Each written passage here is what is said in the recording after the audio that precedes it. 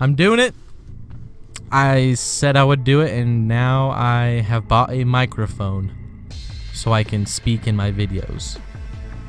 Now, if you're new here, this is a new series. I will be breaking down and reviewing the map layouts of Star Wars Battlefront 2 and Battlefield 1, and I will be giving you the advantages and disadvantages by also going over which classes to strategically use at certain times and points in these maps.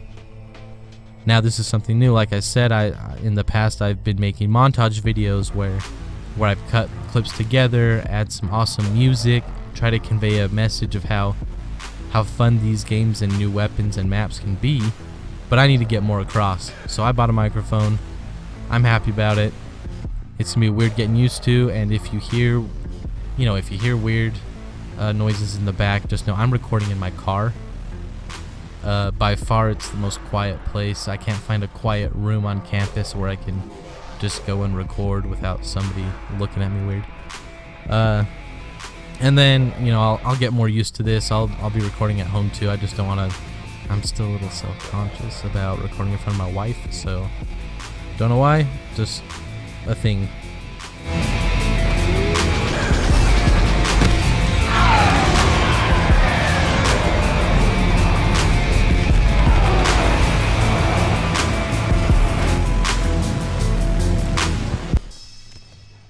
So in order to give you the best review possible, I decided to go to do some extra research on Wikipedia.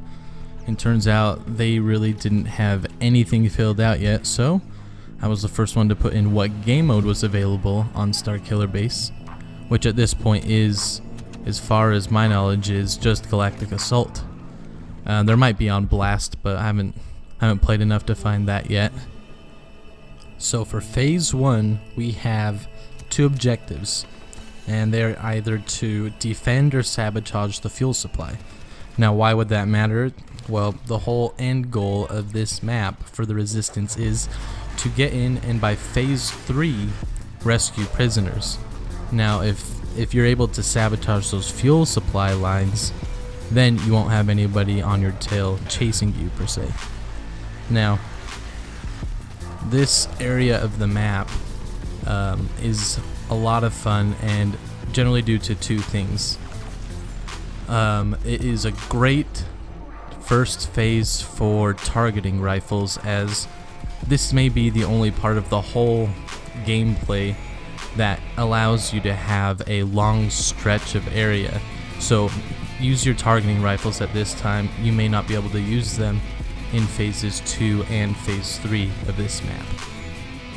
So we come to my favorite part of the map, and why is, you definitely need to try this out, but I spend my battle points on getting the LIUV snow speeders right off the bat as soon as I can, because once phase 1 is over, you can't get these. And why they're so fun is, if you can see in the gameplay, you can run people over, and a lot of times in phase 1 they're all lined up perfectly for you. So you run people over, you almost joust with other snow speeders to see who can blow up the other one first. But it's fun in the sense that you can do that, but it's also a suicide machine. The very second you get hit by anything, you will explode. I had to respawn up to 6 times or 7 times maybe in one match, just because they blow up so quickly. Now, this brings us to phase 3, which is very similar to Theed in the fact that you have to infiltrate the building, you have to infiltrate the base, but you have to go up these stairs. It's almost identical to Theed. And you go up these stairs, you have to clear out the first order troopers in order to get deeper into the base. Remember, the goal of this is to rescue prisoners who are stuck inside, so you have to get pretty far inside to even get that done. So I have noticed, at least in this phase, it's a little lopsided, and the advantage goes to the First Order. As a Resistance fighter, you were fighting an uphill battle. You're trying to get up a hill, and at the end of that, you're trying to get up stairway, and at the top is all the defenses. I've seen the match end multiple times at this point because the First Order can hold the top of the staircase so well. Unlike Theed, where it's a little more, yeah, you go upstairs, but it's a little more level grounded and you can get in. It's a lot of times it goes into phase 3. This one sometimes stops at phase 2, which I'm not sure if that's a balancing issue, but it seems to be that the advantage greatly goes to the First Order. Now, as you can see in this gameplay, we do make it past phase 2, and for a good reason. This is why I wanted to show you this gameplay, is we make it to phase 3, and this part is definitely the close quarters you're looking for, the time you're going to want to be using shotguns, the time when you want to be using close quarter, maybe blaster pistols. But this is also the time where I recommend using more explosives than the first 2 phases, as there are more heroes and villains running around.